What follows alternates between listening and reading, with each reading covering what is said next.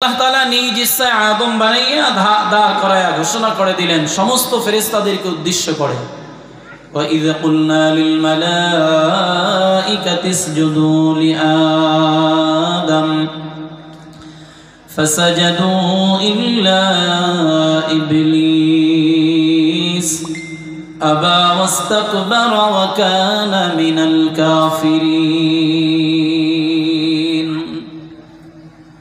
আল্লাহ তাআলা ঘোষণা করলেন, আমার ফেরেশতারা, এই যে আমার বানানো আদমকে তোমরা আমি আল্লাহর হুকুম পালনার্থে সিজদা অবনত হয়ে যাও, তার মানে আদমকে সিজদা করো। আল্লাহ তাআলা অর্ডার করলেন, সমস্ত ফেরেশতারা আদমকে সিজদা করলো, কিন্তু ব্যক্তি একজন ব্যতীত, ইল্লা ইবলিস। আওয়াজ করে সকলে বলেন তো তার নাম কি? এলাকার মুসলমান আল্লাহ ডাক দিয়া কয়, ইবলিস, এত এত ফেরেশতাদের মধ্য থেকে কেউ তো আমার হুকুম অমান্য করলো না। কে কে এবং কোন কারণে কোন জিনিস তোমাকে বাধা প্রদান করলো? আমার হুকুম অমান্য করার জন্য তুমি কেন সিজদা দিলে না আদমকে? কে তোমাকে নিষেধ করলো? তিনি জবাব দিল, আল্লাহ, আমি তার থেকে দামি এবং উত্তম হওয়ার কারণে আমি তাকে সিজদা দিতে পারলাম না। কয়, কেমনে তুমি দামি হইলা? কয়, আল্লাহ, আনা খায়রুম মিনহু, আমি তার থেকে ভালো। কয়, তুমি কেমনে ভালো? খলাকতানি মিন নারি ওয়া খলাকতাহু মিন তিন। আয় আল্লাহ, তাকে তুমি বানাইছো মাটির দ্বারা, মাটি দুর্বল, আমাকে সৃষ্টি করেছো আগুনের দ্বারা, আগুন সবল। কাজী আমি দুর্বল, আমি সবল হইয়া দুর্বলের কাছে মাথা নত করতে পারি না। ও আল্লাহ, তুমি অর্ডার করেছো সিজদা দেওয়ার জন্য, আমার যুক্তিতে ধরে না, আমি সবল হইয়া কেন এই দুর্বলের কাছে মাথা নত করব? আল্লাহ কয়, আবা ওয়াস্তাকবারা ওয়া কানা মিনাল কাফিরিন। এই অহংকার আর দিমাগের কারণে আমি আল্লাহ তোমাকে কাফেরদের অন্তর্ভুক্ত করে দিলাম। নাউযুবিল্লাহ। বয়ানের প্রথম সবক হচ্ছে আনা খায়রুম মিনহু, আমি তার থেকে ভালো। আমি ভালো, আমি ভালো, আমিত্ব ভাব, এই ধরনের এক কোয়ালিটির মানুষ আমাদের সমাজে কথা বলে না। আরে আমার থেকে ভালো হুজুর, ভালো বক্তা, আমার থেকে ভালো কণ্ঠ, আমার থেকে ভালো মাতবর হাজী সাহেব কেউ নাই। বলে আমিত্ব ভাব যার দিলের ভিতরে থাকবে, ইবলিসের মতো তারও ধ্বংস অনিবার্য, বিন্দু মাত্র সন্দেহ নাই। তার মানে সন্দেহ করা, অহংকার করা, কথা কেন অহংকার করা। এবার আল্লাহ তাআলা ডাক দিয়া কয়, ইবলিস, এত এত আমল করলা, এত ইবাদত, আমি আল্লাহ তোমাকে এত সম্মান দিলাম, এত মর্যাদা দিলাম, কিন্তু শেষ পর্যায়ে তুমি কাজটা কি করলা? সব তো বরবাদ হয়ে গেল। আল্লাহ তাআলা ঘোষণা করলেন, আজ এই সম্মানের আসন থেকে তোমাকে নেমে যেতে হবে, ছেড়ে যেতে হবে, চলে যেতে হবে। আল্লাহকে বললেন, আল্লাহ তুমি আমাকে কোথায় পাঠাইবা? কয়, আমি তোমাকে হিন্দুস্তানের অধিবাসী বানায় দেব, কাফেরদের সাথে তোমার বসবাস হবে, এই দামি স্থানে তোমাকে আর কোনোদিন বসার সুযোগ আমি আল্লাহ দিব না। এ আল্লাহর বান্দারা, ইবলিসের জীবনে এত আমল এবং ইবাদত তিনি করেছেন, বলে পৃথিবীর ইঞ্চি থেকে ইঞ্চি এমন কোন জায়গা নাই যে জায়গার মধ্যে তিনি সিজদা করে নাই। এত ইবাদত করেওয়ালা মানুষ এক অহংকারের কারণে সব কিছু বরবাদ হয়ে যায়। এবার আল্লাহ তাআলা তাকে ঘাড় ধাক্কা দিয়ে বের করে দিলেন, যাও, তুমি এখন থেকে হিন্দুস্তানের অধিবাসী হইয়া গেলা, তুমি তাদের সাথে বসবাস করবা, তোমার চলাফেরা, তোমার ওঠা বসা সব তাদের সাথে। আল্লাহ তাআলা যখন এই কথা বললেন, ইবলিস আল্লাহর সাথে আল্লাহর কাছে আরজি পেশ করলেন, আল্লাহ, জীবনে এত ইবাদত, এত আমল করলাম, এর বিনিময়ে কি তুমি আমারে দিবা না? ও আল্লাহ, তুমি তো বান্দার আমলের বিনিময়ে দিয়ে দিবা, আমার আমলের বিনিময়টা কি দিবা? আমি চাই। আল্লাহ কয়, আমলের বিনিময়ে যা চাওয়ার তুমি দুনিয়ায় চেয়ে নাও, কারণ বেঈমানের জন্য পরকালে বিনিময় বলতে কিছুই থাকবে না, তাদের জন্য শুধু শাস্তি আর শাস্তি বাড়তেই থাকবে। আর ইমানদারের ঈমান আর আমলের বদৌলতে আল্লাহ জান্নাতের মতো মহাদৌলত দান করবে। সুবহানাল্লাহ। এবার ইবলিস ডাক দিয়া কয়, আল্লাহ, তুমি যেহেতু আমলের বিনিময়ে দুনিয়ায় দিবা, আমি যা চাইব দিবানি।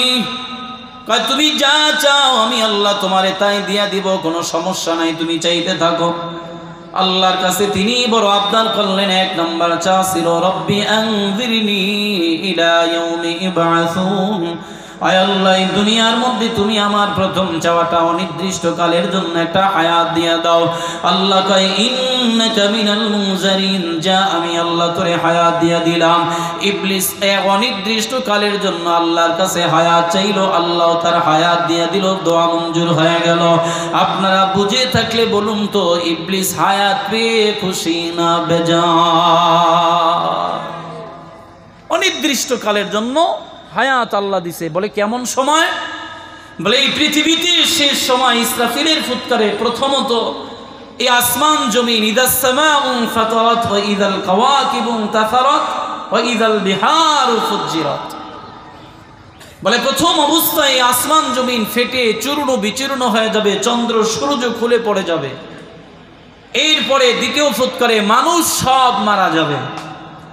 এরপরে জিন ফেরেশতা সব দুনিয়া থেকে বিদায় হবে। হওয়ার আগ মুহূর্তে জিন যখন দুনিয়া থেকে বিদায় হবে, এরপরে আল্লাহ তাআলা আজরাইলকে অর্ডার করবেন বা ইসরাফিলকে অর্ডার করবেন, এখন এই মুহূর্তে তুমি ইবলিসকে মরণ দিয়া দাও। আচ্ছা বলেন তো, হায়াত কি কম না অনেক বেশি? কয়শো বছর? কথা বলেন, কয় হাজার বছর? কোন সময় নির্ধারণ? অনির্দিষ্ট কালের জন্য আল্লাহ একটা হায়াত দিয়া দিলেন। এখন বলেন, আপনাদের কারো যদি আল্লাহ হায়াত বাড়ায় দেয়, আপনারা খুশি হইবেন না বেজার হইবেন? কথা বলেন, আসলে আপনারা কথা কি বুঝেন না? এখানে মুরব্বী যারা আছে, এদেরকে যদি আল্লাহ এমন একটা ঘোষণা আজকে বা কালকে সকালে দিয়ে দেয় যে গতকালকে হজ তালিমুল কোরআন মাদ্রাসায় যারা মাহফিলে গেছিল, আল্লাহ তাদেরকে 100 বছর করে হায়াত বাড়ায় দেবে, বলেন তো তারা খুশি হইব না বেজার হইব? খুশি হইবে তো হইবে। খুশির টেলায় সকালবেলা ঘুমের থেকে উঠা পোলাপানদেরকে ডাক দিয়া বলবে যে বাজান তোরা দেখে শুনে আমারে আরেকটা বিয়ে করায় দে, কারণ আমি আরো 100 বছর বাঁচবো। তোর মায়ে গেছে বুড়ো, হ্যাঁ জানি কোন সময় পারি জমা, এটা দিয়ে আর চলতো না। কথা ঠিক কিনা বলেন? তারই আল্লাহ এত হায়াত দিছে, হায়াত পেয়ে মহা খুশি। এবার আল্লাহ তাআলা ডাক দিয়া কয়, ইবলিস, আমি আল্লাহ তোমার 1 নম্বর চাওয়া ছিল হায়াত অনির্দিষ্ট কালের জন্য দিয়া দিলাম, 2 নম্বরে কি চাও? আল্লাহ তাআলা চা বলার পরে ইবলিস ডাক দিয়া কয়, আল্লাহ 2 নম্বর চাওয়া, তুমি আমাকে এমন একটা শক্তি দিবা, এমন একটা পাওয়ার দিবা, বলে যেখানে বান্দার ব্লাড সার্কুলেশন হয়, আমি যেন বান্দার রক্তে মাংসে চলাচল করতে পারি, রক্ত সঞ্চালন যেভাবে হয় আমি যেন রক্তে মাংসে মিশে যেতে পারি, অস্বসা দিতে পারি। আল্লাহ কয়, যা তোমার সেই পাওয়ার দিয়ে দেওয়া হলো। আল্লাহ তাআলা বললেন, তোমাকে সেই ক্ষমতা আমি আল্লাহ দিয়ে দিলাম। এই হায়াত পাওয়ার পরে আবার অস্বসা পাওয়ার, শক্তি পাওয়ার পরে তিনি আরো মহা খুশি হয়ে গেলেন। আল্লাহ ডাক দিয়া কয়, ইবলিস, এই যে আমি আল্লাহ তোমারে এই পাওয়ারটা দিলাম, এটার দ্বারা তুমি কি করবা? কয়, আল্লাহ এই পাওয়ার দ্বারা আমি তোমার আদম সন্তানদেরকে ধোঁকা দিব, ওয়াসওয়াসা দিব, তাদের দ্বারা আমি গুনাহ করাবো, আমার দল ভারী করিয়া তাদের সহ আমি জাহান্নামে যাব। এক কথায় যে আদমের কারণে আমি জাহান্নামী হয়ে গেলাম, আমিও দেখে নিব আদম কি করে জান্নাতে যায়। এই এতটুকু বয়ান যদি বুঝেন, আমি প্রশ্ন করি, জবাব দিবেন, ইবলিস ধ্বংস হইছে আদমের কারণে নাকি তার আল্লাহর সাথে নাফরমানি করার কারণে? কিন্তু দোষটা গিয়া চাপছে কোথায়? আদমের মাথায়। আদমের কারণে, আমি যে আদমের কারণে ধ্বংস হইলাম, তারে সারা আমি জান্নাত জাহান্নামে যাব না। এবার আল্লাহ তাআলা ডাক দিয়া কয়, ইবলিস, আমি আল্লাহ তোমারে হায়াত দিলাম, ওয়াসওয়াসা দেওয়ার শক্তি দিলাম, তোমার কাজ ওয়াসওয়াসা দেওয়া, বান্দার কাজ গুনাহ করা। আর বান্দার কাজ গুনাহ করা, গুনাহ করার পরে বান্দা যখন আমার কাছে ক্ষমা চাইবে, আমার কাজ ক্ষমা করা। তোমার কাজ ধোঁকা দেওয়া, বান্দার কাজ গুনাহ করা, আমার কাজ ক্ষমা করা। সুবহানাল্লাহ, জোরে বলেন। হে আল্লাহর বান্দারা, ইবলিসকে আল্লাহ তাআলা ঘোষণা করলেন, ইবলিস শোনো, আমি তোমাকে সংক্ষেপে জানায় দেই, তুমি বান্দাকে ধোঁকা দিয়া দিয়া গুনাহ করাইবা। কতদিন গুনাহ করাইবা? ওই বান্দা আমার হায়াত পাবে 70 বছর, 80 বছরের জিন্দেগি। এই হায়াতে জিন্দেগির মধ্যে বান্দা গুনাহ করবে 30 বছর 40 বছরের থেকে কম বা বেশি। গুনাহটা করার পর ওই বান্দা যখন মাহফিলের ময়দানে গিয়া উলামায়ে কেরামের বয়ান শুনে শুনে নিজের জীবনের ভুলগুলো যখন ধরা পড়ে যাবে, অতবার ওই বান্দা বয়ান শুনে নিজে খাস তওবা করে শেষ মোনাজাতের সময় দুইটা হাত উঠাইয়া দোয়া করবে, ছোট্ট একটা দোয়া পড়বে। আমার সাথে জবান খুলে পড়ে, রব্বানা যালামনা আনফুসানা ওয়া ইল্লাম তাগফির লানা ওয়া তারহামনা লানাকুনান্না মিনাল খাসিরিন।